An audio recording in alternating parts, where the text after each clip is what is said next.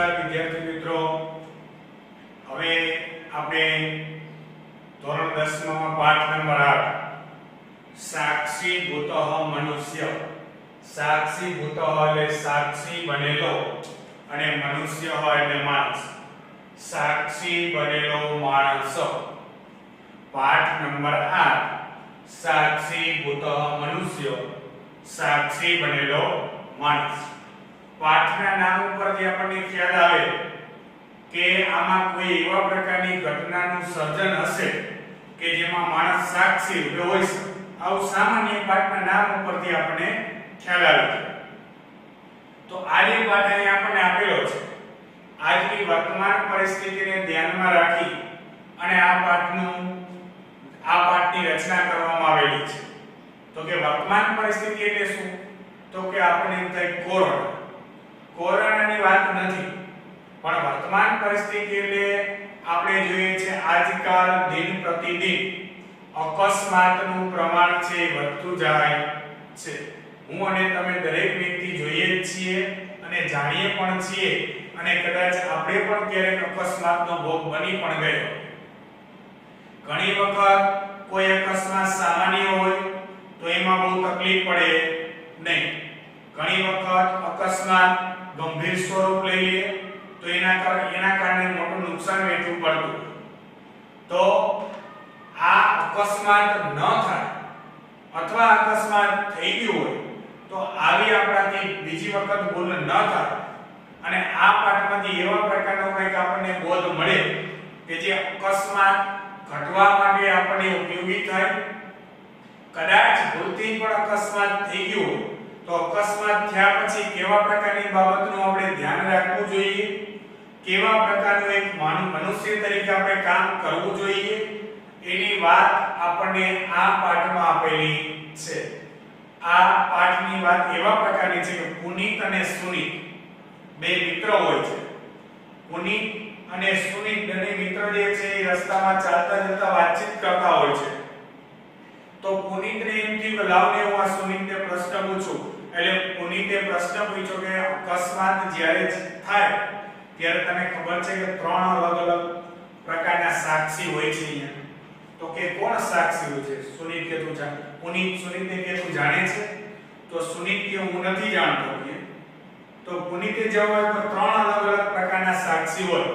તો કે કોણ કોણ? એક કે પથ્થર વગેરે જળ પદાર્થ, બીજું કે જીવજંતુ પશુ પક્ષીઓ વગેરે, અને ત્રીજું મનુષ્ય. આ ત્રણ પ્રકારના અલગ અલગ સાક્ષી હોય છે. પહેલું કે પથ્થર વગેરે જળ પદાર્થો, બીજું પશુ પક્ષીઓ જીવજંતુઓ, અને ત્રીજું મનુષ્ય.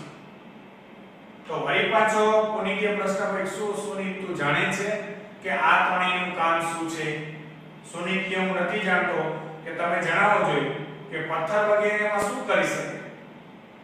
તો પુનીતે જવાબ આપ્યો કે આ પથ્થર પણ જે છે નિર્જીવ છે. એ પોતે પણ પોતાના માટે કંઈ નથી કરી શકતા. તો અકસ્માતનો ભોગ બનેલા હોય ત્યારે આ સાક્ષીઓ પણ એ કંઈ કરી શકે નહીં.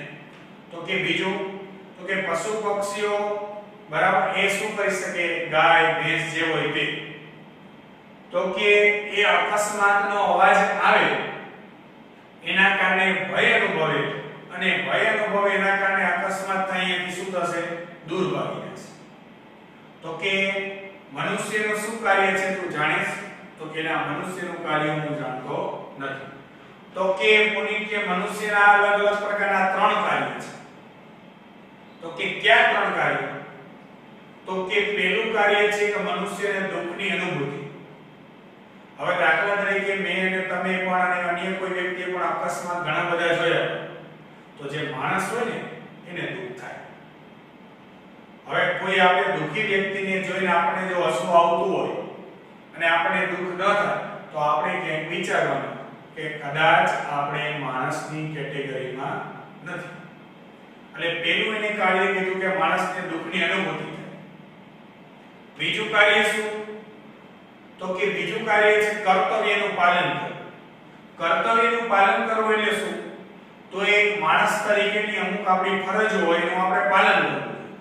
આપણે ઘણી વખત ન્યૂઝ ચેનલમાં, સમાચાર પત્રકમાં, સોશિયલ મીડિયામાં સાંભળેલું હોય, જોયેલું હોય કે અકસ્માત થયા પછી પણ ઘણા બધા વ્યક્તિઓ અકસ્માત થયેલો ત્યાંથી પસાર થઈ જતા હોય, તેમ છતાં પણ જ્યાં અકસ્માત થયેલો છે એ વ્યક્તિને ઊભો કરવાની તસ્દી પણ લેતા ન હોય. અને ત્યાં સુધી આપણે જોયું છે કે અકસ્માત થયેલા વ્યક્તિઓ પડ્યા હોય અને એના ઉપરથી પણ વાહન પસાર થતા હોય. આવા પ્રકારની દુઃખદ ઘટનાઓ આપણે સમાચારમાં સાંભળતા હોઈએ છીએ. કેમ તો કે આજકાલ વ્યક્તિઓ પાસે કોઈ પાસે સમય છે નહીં. માત્ર દરેક વ્યક્તિએ મારે અને તમારે પોતાનું જ કરવું છે, બીજાની કોઈની આપણને ચિંતા છે નહીં. તો અહીંયા આપણે કીધું મનુષ્યનું કર્તવ્ય છે કે કોઈ અકસ્માત થયેલા વ્યક્તિને આપણે જોઈએ તો એને દવાખાને લઈ જવો જોઈએ, એના પરિવારના લોકોને જાણ કરવી જોઈએ, જેથી કરીને એની યોગ્ય સારવાર થાય, એને યોગ્ય મદદ મળે અને કદાચ જે છે એનું જો આયુષ્ય હશે તો એને ભગવાન સારું એવું આયુષ્ય આપે. ઘણી વખત એવું બનતું હોય કે યોગ્ય સમયે વ્યક્તિને સારવાર ન મળે તો વ્યક્તિનું મૃત્યુ પણ થઈ જતું. તો અહીં આપણે કીધું મનુષ્યનું કર્તવ્ય શું છે કે કોઈ અકસ્માત થયેલા વ્યક્તિને આપણે જોઈએ તો એક માણસ તરીકેની આપણી એવી પવિત્ર ફરજ બને કે આ વ્યક્તિને આપણે હોસ્પિટલ સુધી પહોંચાડવો જોઈએ. તો બીજું એનું છે કર્તવ્યનું પાલન. ત્રીજું જે છે એ બોધની પ્રાપ્તિ કરવી. બોધની પ્રાપ્તિ એટલે શું? હવે કોઈ વ્યક્તિનો અકસ્માત થાય, આપણે પૂછી કઈ રીતે અકસ્માત થયો, તો કે રસ્તામાં હું જાતો તો કૂતરો આડો પડ્યો. હવે એકવાર એક ભાઈને મેં પૂછ્યું કેમ અકસ્માત? રસ્તામાં જાતો થાંભલો આડો પડ્યો. થાંભલો આડો પડે તું આડો. તો જે અકસ્માત થાય એમાં આપણો અકસ્માત થાય, આપણને કોઈ પૂછે તો આપણે આપણી ભૂલ ન કાઢી, બીજાની જ કાઢી. હવે જે અકસ્માત થયો એમાં કોઈની ભૂલ હશે. કદાચ કોઈને બ્રેક નહીં લાગતી હોય, કદાચ આપણે ફોનમાં વાતોમાં પડ્યા હશું તો આપણું ધ્યાન નહીં હોય, અકસ્માત થઈ ગયું હોય. આપણે વિચારની દ્રષ્ટિએ વિચાર કરતા હોય, અકસ્માત થઈ ગયું હોય. તો કોઈ માણસની ભૂલ હશે તો આ ભૂલમાંથી આપણે એ બોધપાઠ પ્રાપ્ત કરવાનો છે, આવી ભૂલ હું ક્યારે પણ ન કરું તો મારું અકસ્માત થઈ શકે નહીં. જો દરેક માણસ આ ત્રણ પ્રકારના કર્તવ્યનું પાલન કરે તો એને માણસ કહી શકાય, નહીતર માણસ કહી શકાય નહીં. કેમ કે આપણને ખબર જ છે કે જો આપણે આ અકસ્માત થયા પછી જો બાઇકમાં હોય ઝાંખી લીવર મારી દે અને વળી ભટકાય તો એ આપણે કંઈક વિચારવામાં આવે કે માણસ તરીકે એક વખત અકસ્માત થયા પછી જો આપણે બોધપાઠ ન લે તો આપણે વિકટ પરિસ્થિતિનો ભવિષ્યમાં સામનો કરવો પડે. એટલે એ હેતુથી આપણે આ પાઠ આપેલો છે કે દિન પ્રતિદિન અકસ્માતનું પ્રમાણ વધતું જાય છે. તો આજકાલના વિદ્યાર્થીઓ અકસ્માત ન થાય એના માટેનો કંઈક બોધપાઠ પ્રાપ્ત કરે. જો અકસ્માત થઈ ગયો હોય તો માણસની ફરજ શું બને છે, આપણે કોઈ અકસ્માત થયેલો જોઈએ તો આપણી શું ફરજ બને છે એ આજકાલના વિદ્યાર્થીઓ જાણે, સમજે અને એનો ઉપયોગ કરે. એ હેતુથી આપણે આ પાઠ આપેલો છે કે સાક્ષી બનેલો માણસ. હવે એના આપણે અનુવાદની વાત કરીએ એના પહેલા આપણે તમને ક્યાં ટિપ્પણ લખવાના છે પાકી નોટમાં એ વાત કરી દઈએ. ટિપ્પણમાં નામ, સ્ત્રીલિંગ, નપુંસકલિંગ, કૃદંત અને શબ્દાર્થ. ટિપ્પણમાં નામ, સ્ત્રીલિંગ, નપુંસકલિંગ, કૃદંત અને શબ્દાર્થ. આ પાકી નોટમાં તમારે આટલું શબ્દાર્થ ને લખવાનું છે. હવે અનુવાદની આપણે વાત કરીએ તો માર્ગે ઘટમાનાયાહ દુર્ઘટનાયા સાક્ષીણો કે ભવંતિ. રસ્તામાં ઘટેલી દુર્ઘટનાના સાક્ષી કોણ કોણ હોય છે? રસ્તામાં ઘટેલી દુર્ઘટનાના સાક્ષી કોણ કોણ હોય છે? કિમ કિમ ચ તે આચરંતી ઇતિ. અને તે શું આચરણ કરે છે એમ. રસ્તામાં ઘટેલી દુર્ઘટનાના સાક્ષી કોણ કોણ હોય છે અને તે શું આચરણ કરે છે ઇતિ વિષયમ અધિકૃત્ય એ વિષયમાં વધારે પુનીત સુનીતો એટલે પુનીત અને સુનીત પરસ્પરમ સંવદતઃ પરસ્પર વાતચીત કરે છે એ વિષયમાં વધારે પુનીત અને સુનીત પરસ્પર વાતચીત કરે છે ફરીથી લીટી જુઓ રસ્તામાં ઘટેલી દુર્ઘટનાના સાક્ષી કોણ હોય છે અને તે શું આચરણ કરે છે એ વિષયમાં વધારે પુનીત અને સુનીત પરસ્પર વાતચીત કરે છે પુનીત બોલે છે પ્રાતઃ ભાઈ માર્ગે કદાચિત દુર્ઘટના અપી ઘટંતી રસ્તામાં ક્યારે દુર્ઘટના પણ ઘટે છે ભાઈ રસ્તામાં ક્યારે દુર્ઘટના પણ ઘટે છે તત્ર ત્યાં પ્રાયઃ મોટે ભાગે પ્રસ્તરાદયો જળ પદાર્થો પ્રસ્તરાદયો એટલે પથ્થર વગેરે જળ પદાર્થો ત્યાં મોટે ભાગે પથ્થર વગેરે જળ પદાર્થો ગવાદય પશવ ગાય વગેરે પશુઓ મનુષ્યો ચેતિત્રય સાક્ષિણઃ ભવંતી અને મનુષ્ય જેવા ત્રણ સાક્ષી હોય છે પુનીત બોલે છે ભાઈ રસ્તામાં ક્યારેક દુર્ઘટના પણ ઘટે છે ત્યાં મોટે ભાગે પથ્થર વગેરે જળ પદાર્થો ગાય વગેરે પશુઓ અને મનુષ્ય જેવા ત્રણ સાક્ષી હોય છે કિમ ત્વમ જાનસી શું તું જાણે છે યત ઘટિતયા દુર્ઘટનાયા સંદર્ભે એતે ત્રયોપી ભિન્નમ કર્મ સમાચરંતિ શું તું જાણે છે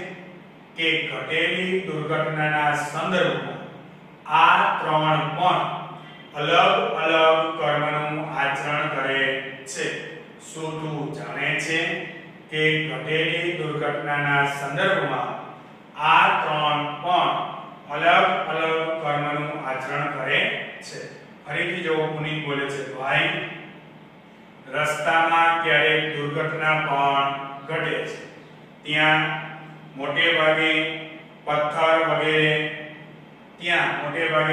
વગેરે જળ પદાર્થો ગાય વગેરે પશુઓ અને મનુષ્ય જેવા ત્રણ સાક્ષી હોય છે શું તું જાણે છે કે ઘટેલી દુર્ઘટનાના સંદર્ભમાં આ ત્રણ પણ અલગ કર્મનું આચરણ કરે છે સુનીત બોલે છે ન જાનામિ હું જાણતો નથી પ્રથમ કથયતુ યત પ્રસ્તરાદય કિમ કુર્વંતી પહેલા કહો કે પથ્થર વગેરે શું કરે છે પહેલા કહો કે પથ્થર વગેરે શું કરે છે તો પુનીત બોલે છે પ્રસ્તરાદયસ્તુ અચેતના સંતિ પથ્થર વગેરે તો અચેતના એટલે ચેતના રહી અને સંતિ એટલે છે પથ્થર વગેરે તો ચેતના રહી છે તે સ્વયં ક્રિયા કર્તુમ સમર્થા ન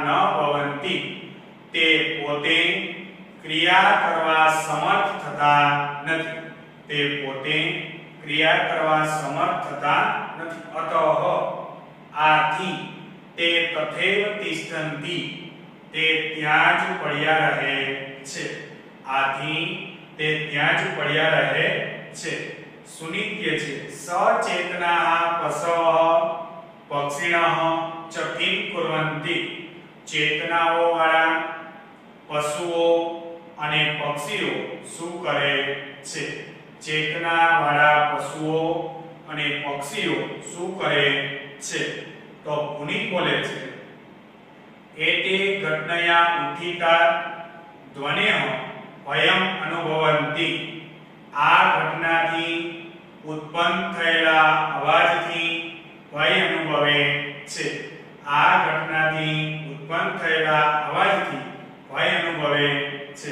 અતઃ આથી ઘટના સ્થળાત દૂરે ધાવંતિ ઘટના સ્થળેથી દૂર ભાગે છે. આથી ઘટના સ્થળેથી દૂર ભાગે છે. ફરીથી ચાર લીટી જોવો. સુનિલ: હું જાણતો નથી.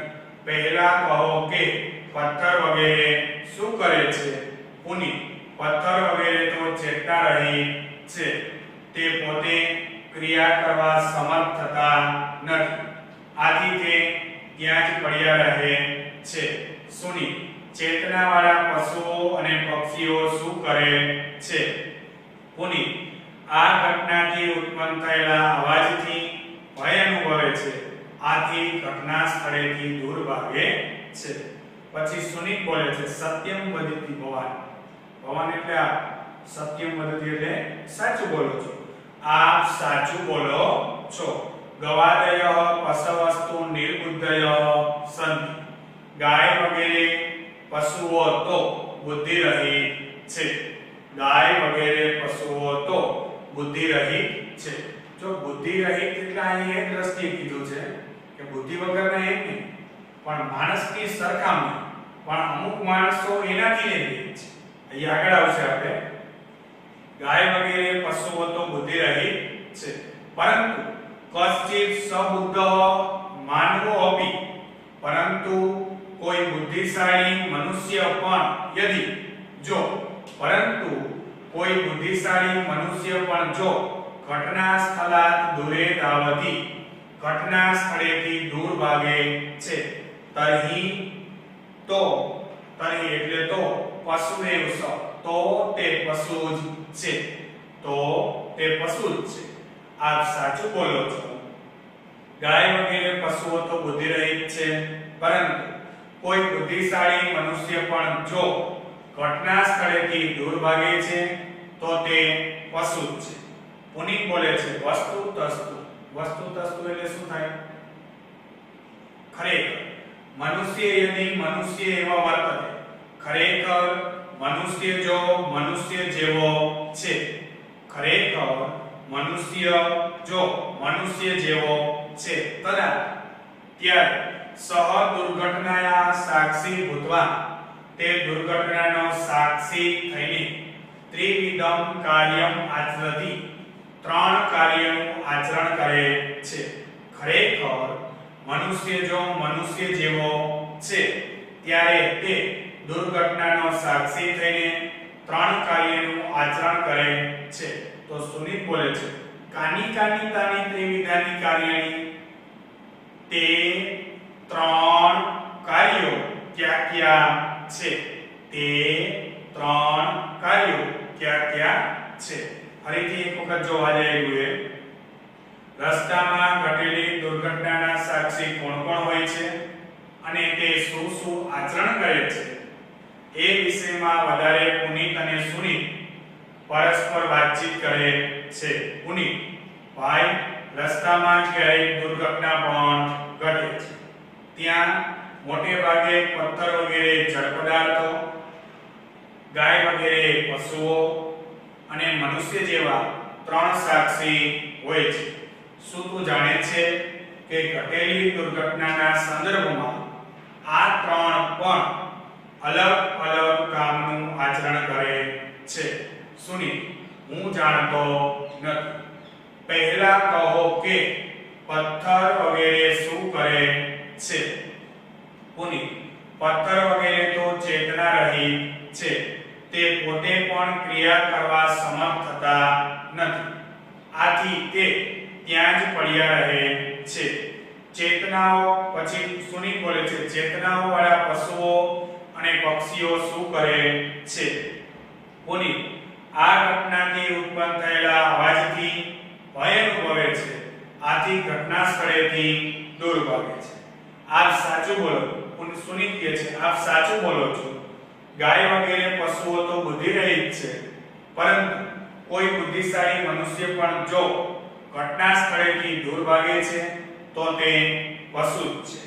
પુનિત: ખરેખર મનુષ્ય જો મનુષ્ય જેવો છે ત્યારે તે દુર્ઘટનાના સાક્ષી થઈને ત્રણ કાર્યનું આચરણ કરે છે. પુનિત: તે ત્રણ કાર્યો ક્યાં ક્યાં છે? હવે ત્રણ કાર્યો ક્યાં ક્યાં છે એની જાણ આપણે આના પછીના વિડીયોમાં કરીશું.